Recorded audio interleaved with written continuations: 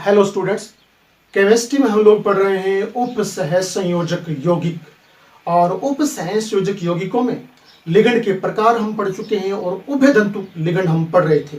उभयदंतुक ligand को थोड़ा repeat कर लेते हैं। तो देखिए उभयदंतुक लिगंड क्या होते हैं। वे लिगंड जिनमें दो या दो से अधिक दाता परमाणु उपस्थित हो। जैसे ये लिगंड है, इसमें N भी दाता परमाणु होता है और O भी होता है। इसी का रूप पहले आ रहा है जिसमें O, लास्ट में O। तो इसमें भी O दाता परमाणु है और N दाता परमाणु है। तो इनमें दो दो दाता परमाणु आपको मिलेंगे। वे लिगंड जिनमें दो या दो से अधिक दाता परमाणु उपस्थित होते हैं और एक समय में केवल एक दाता परमाणु ही केंद्रीय धातु परमाणु के साथ उपसहसंयोजक बंध बनाकर जुड़ता है, तो उन्हें हम उभयदंतुक लिगंड कहते हैं। जैसे NO2 को आपने ONO लिख लिया इसको बिखेर करके, इसी प्रकार यानी ये कॉम्बिनेशन है। इसी प्रकार CN और NC का कॉम्बिनेशन होता है।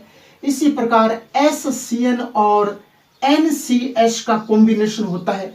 इसे बोलते हैं नाइट्रो, इसे बोलते हैं नाइट्राइटो, इसे बोलते हैं साइनो, इसे बोलते हैं आइसोसाइनो, इसे बोलते हैं थायोसल्फेटो, इसे बोलते हैं आइसोथायोसल्फेटो। और एक अलग से होता है, विशिष्ट होता है H2O3, जिसे बोलते हैं सिर्फ और सिर्फ थायोसल्फेटो। थायोसल्फेटो थायोसल्फेटो की संरचना की बात कर लेते हैं।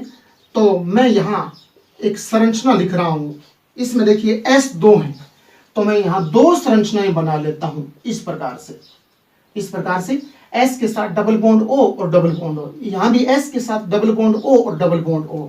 अब याद रखिए, इसमें जैसे एक लगा देता हूं मैं उपसहसंयोजक बॉन्ड से, जैसे O लगा दिया, तो इसमें उपसहसंयोजक बॉन्ड से S लगा देता हूं।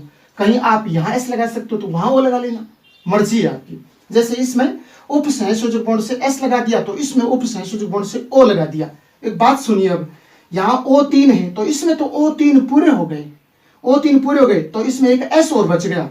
S को इस प्रकार से यूं लगा दूंगा, ठीक है, और S भी पूरे हो गए और O भी पूरे हो गए। उसमें देखिए S तो दो पूरे हो गए लेकिन O बच गए, तो इसमें O को यहां इस प्रकार से यूं लगा दूंगा। और अब क्या होता है, उपसहसंयोजक के निशान से यहां धातु आ जाएगी और यहां भी उपसहसंयोजक बॉन्ड से धातु आ जाएगी, ठीक है ना। इस प्रकार से ये थायोसल्फेटो की संरचना होती है। अब एक बात सुनिए, जैसे यहां कोई धातु है, मेटल कोई धातु है, उस धातु के साथ S जुड़ रहा है और यहां कोई धातु है और उसके साथ O जुड़ रहा है, तो इसे तो बोलूंगा थायोसल्फेटो। थायोसल्फेटो S जुड़ रहा है तो थायोसल्फेटो S। और इसमें देखिए धातु के साथ यहां O जुड़ रहा है तो इसे बोलूंगा थायोसल्फेटो O। थायोसल्फेटो O, क्योंकि धातु के साथ O जुड़ रहा है, इसमें धातु के साथ S जुड़ रहा है यहां पर, तो बोलूंगा थायोसल्फेटो S और थायोसल्फेटो O। तो ये सारे के सारे उभयदंतुक लिगंड होते हैं। और मैंने संरचना में आपको यूं समझाया था, संरचना में जैसे सोडियम अग्र आयन के रूप में लिखा, यहां केंद्रीय परमाणु के रूप में Ag लिख रहा हूं और यहां Cl लगा करके और ट्वाइस कर देता हूं और उपसहसंयोजक का निशान लगा देता हूं, तो ये संकुल यौगिक बन गया। अब केंद्रीय धातु परमाणु जो निशान के बिल्कुल प्रारंभ में लिखा होता है वो केंद्रीय धातु परमाणु होता है। केंद्रीय धातु परमाणु सिल्वर है, सिल्वर के साथ देखिए सिल्वर के सामने कार्बन लिखा है, यानी सिल्वर के साथ जुड़ा तो Cn साइनो है, लेकिन साइनो में कार्बन इसके सामने आ रहा है तो मैं इसे साइनो बोलूंगा। कार्बन, Cn का कार्बन धातु के साथ बॉन्ड बना रहा है तो मैं साइनो बोलूंगा। और अगर इसी में ये पोजीशन होती तो जैसे यहां N आ जाता इस प्रकार से निशान बनाते समय N आ जाता, धातु के सामने N आ रहा है तो इसे बोलूंगा आइसोसामन, आइसोसाइनो। अब धातु परमाणु के साथ N है वो उपसहसंयोजक बॉन्ड बना रहा है, यहां धातु परमाणु के साथ C है वो उपसहसंयोजक बॉन्ड बना रहा है, तो लिगंड तो एक ही है। देखिए कार्बन एक इसमें तो एक इसमें, कार्बन N एक इसमें तो N एक इसमें, तो अणुसूत्र तो दोनों लिगंड का समान है, तो फिर ये उभयदंतुक लिगंड हुआ। जिनमें अणुसूत्र समान है तो ये उभयदंतुक लिगंड हुआ। तो वे लिगंड जिनमें दो या दो से अधिक, दो दाता परमाणु भी हो सकते हैं, दो से अधिक भी हो सकते हैं, वे लिगंड जिनमें दो या दो से अधिक दाता परमाणु उपस्थित हों और केंद्रीय धातु परमाणु के साथ एक समय में केवल एक ही दाता परमाणु उपसहसंयोजक बॉन्ड बनाता है। केंद्रीय धातु परमाणु के साथ एक समय में केवल एक ही दाता परमाणु उपसहसंयोजक बंध बनाता है तो उन्हें उभय दंतुक लिगंड कहा जाता है। तो उभय दंतुक वाला हमने रिपीट कर लिया। और अब बारी है किलेट लिगंड। किलेट लिगंड में पहले मैं आपको एग्जांपल देके समझा रहा हूं। जैसे ये कॉपर धातु परमाणु है, कॉपर धातु परमाणु के साथ मैंने EN लिखा है एथिलीन डाइएमीन, और इसके पैरों में 2 लगा देता हूं, अर्थात एथिलीन डाइएमीन के 2 अणु इस धातु के साथ जुड़े हैं और उपसहसंयोजक का निशान लगा देता हूं। और याद रखना, इस बार मैं इसको आयन के रूप में ले लेता हूं, इस पर आवेश 2 कर देता हूं। यह संकुल आयन लिखा है मैंने। जब आवेश ना लगा हो तो वो संकुल यौगिक होते हैं, उपसहसंयोजक यौगिक होते हैं। अब ये उपसहसंयोजक आयन है, संकुल आयन है, ऊपर आवेश लगा है। यहाँ एथिलीन डाइएमीन के 2 अणु जोड़ दिए। और एथिलीन डाइएमीन आप जानते हो इस प्रकार का एक सूत्र होता है, जिसे मैं यहां यूं आपको समझाने के लिए लिख देता हूं। एथिलीन डाइएमीन है ये, इसमें 2 कार्बन एथ आ रहा है और 2 बार N आ रहा है, तो एथिलीन डाइएमीन है। एथिलीन डाइएमीन को केमिस्ट्री में और संकुल यौगिकों में प्रतीक के रूप में यूं लिखा जाता है EN से। स्मॉल अक्षर आते हैं दोनों के दोनों, स्मॉल लेटर EN। तो आप याद रखना एथिलीन डाइएमीन, और उस पर आवेश कर दिया तो ये धनावेशित संकुल आयन है। अब मैं आपको समझाता हूं कि ये किलेट आयन कैसे है, लिगेंड कैसे, किलेट लिगेंड कैसे है। तो देखिए, पहले यूं देखिए, कॉपर धातु परमाणु के साथ और यहां 2 एथिलीन डाइएमीन लगे हैं। एथिलीन डाइएमीन आप जानते हो 2 दाता परमाणु है, तो ये द्विदंतुक लिगेंड है। ये कौन सा लिगेंड है? द्विदंतुक लिगेंड है। अब द्विदंतुक लिगेंड है तो इस संख्या को इससे गुणा कर दीजिए। द्विदंतुक लिगेंड में, द्विदंतुक लिगेंड है तो इसका गुणा कर दूंगा उस संख्या से, यानी द्विदंतुक है तो 2 दूनी 4। तो कहने का अर्थ इस धातु परमाणु की समन्वय संख्या 4 आ जाएगी, समन्वय संख्या 4। अगर यहां एक दंतुक लिगेंड लगा होता, एक दंतुक, तो इस 1 को 2 से गुणा करता, 2 एकम 2, तो यहां याद रखना इसी के अनुसार समन्वय संख्या फिर 2 ही आती। लेकिन यहां अगर त्रिदंतुक लिगेंड लगा हो, तो जैसे यहां त्रिदंतुक लिगेंड लगाओ, त्रिदंतुक, तो इस संख्या को इससे गुणा कर दीजिए, 3 दूनी 6, यहां कॉपर की समन्वय संख्या 6 आ जाती। इस प्रकार से समन्वय संख्या तो लिगेंड के आधार पर ज्ञात की जाती है। तो यहां ये द्विदंतुक लिगेंड है, द्विदंतुक लिगेंड है, 2 दूनी 4, तो इसकी समन्वय, कॉपर की समन्वय संख्या 4 आ जाएगी। कितनी आ जाएगी? समन्वय संख्या 4। अब समन्वय संख्या 4 आ गई तो एक बात याद रखनी है, ये समन्वय संख्या जिनकी 4 होती है वो हमेशा चतुष्फलकीय या फिर वर्गाकार आकृति बनाते हैं। ये उपसहसंयोजक यौगिक है तो ये वर्गाकार आकृति बनाएगा, वर्गाकार आकृति बनाएगा तो इस प्रकार एक वर्ग बन जाएगा। वर्ग के केंद्र में तो कॉपर धातु को लगा देंगे। पहले यहां कोनों है, कोनों पर से और उपसहसंयोजक बंध के निशान लगा देंगे। और ध्यान देना, एथिलीन डाइएमीन के 2 अणु हैं, तो एक एथिलीन डाइएमीन यूं लिख देता हूं और इस बॉन्ड से यूं जोड़ देता हूं और एक इस बॉन्ड से जोड़ देता हूं। बताइए, मैंने 2 बॉन्ड बनाए हैं, एक उपसहसंयोजक बॉन्ड तो ये रहा, एक साइड से ये रहा, 2 बॉन्ड बन गए। तो इससे पता चल रहा है कि ये द्विदंतुक लिगेंड है, क्योंकि ये 2 बंध बनाकर के धातु परमाणु के साथ जुड़ा हुआ है। तो ये क्या है फिर? ये किस प्रकार का है? ये द्विदंतुक लिगेंड है। इस प्रकार से, इसी प्रकार से एक एथिलीन डाइएमीन यहां आ जाएगा इस प्रकार से। तो फिर दूसरे एथिलीन, एक ने यहां बना लिया और एक ने यहां बॉन्ड बना लिया और 2-2 बॉन्ड बना रहे हैं। तो बताइए फिर द्विदंतुक हुआ कि नहीं? हाँ, द्विदंतुक हो गया। यह बात आपको याद रखनी है, द्विदंतुक हो गया तो अब संभावना है कि ये किलेट हो सकता है। द्विदंतुक अगर हो गया तो फिर अब संभावना है कि ये किलेट हो गया। और किलेट कैसे? याद रखना, जैसे मैं यहां से शुरू करता हूं, इस साइड से, बताइए यहां से बंद बन करके यूं बंद होते हुए, यूं होते हुए, यूं होते हुए, इस प्रकार से यूं चलते हुए और यूं चलते हुए, बताओ वापस नहीं आ रहा क्या? एक रिंग नहीं बन रही है क्या? केंद्रीय धातु परमाणु के चारों ओर लिगेंड क्या कर रहे हैं? एक रिंग का निर्माण कर रहे हैं, एक वलय का निर्माण कर रहे हैं। तो ऐसे लिगेंड जो केंद्रीय धातु परमाणु के साथ जुड़कर एक वलय का निर्माण करते हैं, एक रिंग का निर्माण करते हैं, तो ऐसे लिगेंडों को किलेट लिगेंड कहा जाता है। याद रखना कि केंद्रीय धातु परमाणु के साथ जुड़ करके जब कोई लिगेंड एक वलय का निर्माण करता है, एक रिंग का निर्माण करता है, तो ऐसे लिगेंड को किलेट लिगंड कहा जाता है। और याद रखना, इसमें द्विदंतुक लिगंड भी शामिल हो सकता है, त्रिदंतुक भी, चतुदंतुक भी, पंचदंतुक भी और षटदंतुक लिगंड भी किलेट लिगंड के रूप में काम कर सकते हैं। शर्त यह है कि इसमें दाता परमाणु है वो 2 या 2 से अधिक होने चाहिए। तो फिर शाब्दिक जो परिभाषा है किलेट लिगंड की वो ये आ जाएगी कि ऐसे लिगंड जिनमें 2 या 2 से अधिक दाता परमाणु उपस्थित हों, और ऐसे लिगंड जब केंद्रीय धातु परमाणु के साथ जुड़कर एक वलय का निर्माण करते हैं, एक रिंग का निर्माण करते हैं, तो ऐसे लिगंडों को किलेट लिगंड कहा जाता है। और बनने वाले यौगिक को किलेट संकुल या किलेट उपसहसंयोजक यौगिक कहा जाता है। और जितने अधिक वलय बनेंगे, रिंग बनेंगे, यौगिक उतना ही अधिक स्थायी होगा।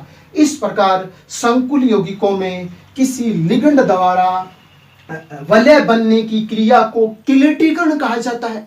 और किलेटीकरण से यौगिक में स्थायित्व बढ़ता है, जिसे स्थायित्व प्रभाव कहा जाता है। तो यह बात आपको याद रखनी है। और इसका एक एग्जाम्पल, हाँ एक बात और सुन लीजिए, एथिलीन डाइअमीन को यहां मैंने प्रतीक के रूप में लिखा है इस प्रकार से, और इस रूप में मैं लिख सकता हूं मैं एथिलीन डाइअमीन को, जैसे यहां और ये वाला आ जाएगा। तो कैसे बनेगा, सुनना एक मिनट। जैसे ये वर्गाकार आकृति, केंद्रीय धातु परमाणु को केंद्र में रखा और उपसहसंयोजक के निशान लगा दिए कोनों पर से, और मैं यहां एथिलीन डाइअमीन का प्रतीक ना लिख करके और यहां जो उसका अणु सूत्र है वो लिख रहा हूं। तो अब देखिए वो लिखूं तो याद रखना, इस पर लोन पेयर n पर है और यहां n पर है, तो ये n वाला और ये n, ये दोनों यहां से बॉन्ड बनाएंगे, तो यहां यूं आ जाएगा। गौर से देखिएगा, और एग्जाम में पूछे भी जाते हैं। देखिए, कहने का अर्थ ये बॉन्ड यहां से ये n बना रहा है, इधर से ये n बॉन्ड है बना रहा है। आपको संरचना के बाहर बॉन्ड नहीं निकालना है, ये बात याद रखना। मैंने समझाने के लिए लिखा है कि ये बॉन्ड इस साइड से बन रहा है, ये बॉन्ड इस साइड से बन रहा है, और यहां एक एथिलीन डाइअमीन ने बना लिया, यहां तो 2 अणु एथिलीन डाइअमीन की, तो एक यहां और लिख देता हूं इस प्रकार से NH2, और यहां भी NH2 और CH2 यहां लगा देता हूं। और अब देखिए ये N इसके साथ बॉन्ड बना रहा है, ये N इसके साथ बॉन्ड बना रहा है। अब सुनिए, देखिए गौर से, एक वलय बन रही है, रिंग बन रही है क्या। जैसे यहां से शुरू करूं, यहां से होते हुए बंद के माध्यम से, देखो यहां से बंद यूं होते हुए, बंद यूं होते हुए, यूं जाकर के, यूं जाकर के, बंद यूं इस प्रकार से यूं जा रहा है और वापस यहां इसी में आ रहा है। बताइए केंद्रीय धातु परमाणु के चारों ओर एक वलय बनी है कि नहीं बनी, एक रिंग बनी है कि नहीं बनी, रिंग बनी है। तो फिर ये जो लिगंड इसके चारों ओर रिंग का निर्माण कर रहे हैं, तो ये कन्फर्म किलेट लिगंड है। जरूरी नहीं कि यहां उभयदंतुक हो, चतुदंतुक हो, त्रिदंतुक हो, यानी अगर रिंग बना रहा है तो फिर वो कौन सा हो, वो किलेट लिगंड कहलाएगा। तो यहां द्विदंतुक भी हो सकते हैं, त्रिदंतुक भी हो सकते हैं, चतुदंतुक भी हो सकते हैं, पंच वाले भी हो सकते हैं और षटदंतुक भी हो सकते हैं। शर्त ये कि वो एक प्रकार से वलय का निर्माण करें तो वो किलेट लिगंड है। तो अब यहां किलेट बन गई, तो इस प्रकार से किलेट लिगंड बनते हैं। एक इसमें एक एग्जांपल हम ये और लेते हैं Fe के साथ वाला। Fe के साथ यहाँ ऑक्जेलेटो की थ्राइस कर देता हूं और समन्वय सत्ता का निशान लगा देता हूं और इस पर -3 आवेश कर देता हूं। यहाँ OX ऑक्जेलेटो होता है, 3 बार लिखा है, इस याद रखना। ऑक्जेलेटो भी द्विदंतुक लिगंड है, द्विदंतुक लिगंड है तो 2 या 6, इसकी समन्वय संख्या 6 हो जाएगी। धातु की समन्वय संख्या कितनी हो जाएगी, 6 हो जाएगी। जब समन्वय संख्या 6 हो रही है तो एक बात आपको याद रखनी है, समन्वय संख्या 6 हो रही है तो आकृति अष्टफलकीय बनेगी। किस प्रकार की आकृति बनेगी, अष्टफलकीय आकृति बनेगी। और अष्टफलकीय आकृति में आप याद रखना 6 लिगंड जुड़ते हैं, या यूं बोल दूं मैं, उपसहसंयोजक बंध 6 बनते हैं अष्टफलकीय आकृति में। तो अब ये ऑक्जेलेटो और यहां 6 बंध बनाएगा। और 6 बंध कैसे बनाएगा, पहले देखिए ऑक्जेलेटो को हम लिखते कैसे हैं। ऑक्जेलेटो को हम इस प्रकार से यूं लिखते हैं, ठीक है ना।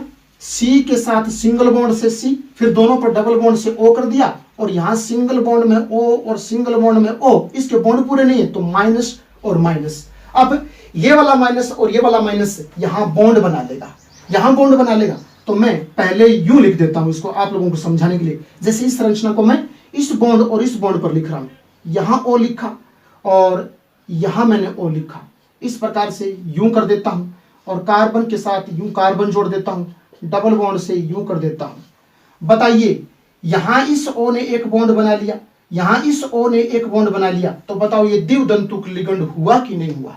और द्विदंतुक लिगंड हो या त्रिदंतुक हो या चतुर्दंतुक हो, अगर रिंग का निर्माण करेगा तो फिर किलेटो हो जाएगा। तो अब दूसरा, जैसे यहां और लगा देता हूं इस बॉन्ड पर, यहां और यहां लिखा और यहां कार्बन और यहां कार्बन, डबल बॉन्ड से O, डबल बॉन्ड से O, इस प्रकार से। इसी प्रकार यहां ये साइड और बच गई, इस साइड पर और आ जाएगा, एक O यहां, एक O यहां, इस प्रकार से। यहां देखिए गौर से आप, और यहां यूं डबल बॉन्ड से O और यहां भी डबल बॉन्ड से O। अब बताइए आप, अब बताइए, अच्छा एक बात और सुन लीजिए, इस सारे पर मैंने 3 आवेश बताया था आपको, 3 आवेश बताया, तो इस सारी संरचना को इस प्रकार से -3 लिख दिया जाता है। और पहले वाले में शायद कुछ आवेश था, 2 आवेश था, तो ऊपर प्लस का 2 लगा देंगे। वहां अगर कोई आवेश ना हो तो लगाने की कोई आवश्यकता नहीं है। उदासीन यौगिक भी आपको दिए जा सकते हैं यहाँ पर, और आवेशित भी दिए जा सकते हैं। तो फिर अब सुनिए, यहां कर देता हूं। अब देखिए ये ऑक्सीलेटो है, ऑक्सीलेटो का ये सामान्य सूत्र है। ऑक्सीलेटो में 2 ऑक्सीजन परमाणु है, एक यहां से बॉन्ड बना रहा है, एक यहां से। और सारे मैंने ऑक्सीलेटो देखिए थराइस के रूप में लिखा था यूं, अगर आपको याद आ रहा है तो मैंने लिखा था OX की थराइस, और इस पर आवेश के रूप में, और मैंने क्या लिखा था, -3 आवेश लिखा था, -3 आवेश लिखा था। तो आवेश तो छोड़िए, आवेश की कोई आवश्यकता नहीं, आप तो ये देखिए पैरों में क्या लगा है, कितने मतलब जो आपके लिगंड हैं वो लगे हुए हैं। तो 3 लिगंड हैं उभय तंतु का, 3 दूनी 6 बॉन्ड बनाएंगे, तो 6 बॉन्ड बना रहे हैं, ठीक है ना, 6 बॉन्ड बना रहे हैं। बताइए किलेट यानी रिंग बने कि नहीं बनी। जैसे मैं यहां से शुरू कर देता हूं, यहां से देखिए, यहां से यूं होते हुए और यूं होकर के और यूं चलते हुए और इस प्रकार से देखिए, यूं देखिए और यूं होते हुए और वापस यूं वापस आ रही है। तो बताइए एक रिंग का निर्माण किया कि नहीं किया इस लिगंड ने, इस धातु परमाणु के चारों ओर। तो फिर इसका अर्थ ये वाला जो है लिगंड है वो किलेट लिगंड है। तो ये बात आपको थोड़ी सी ध्यान में रखनी है कि केंद्रीय धातु परमाणु के साथ 2 या 2 से अधिक दाता परमाणु वाले लिगंड जब जुड़कर और एक वलय का, एक रिंग का निर्माण करते हैं, तो ऐसे लिगंडों को किलेट लिगंड कहा जाता है।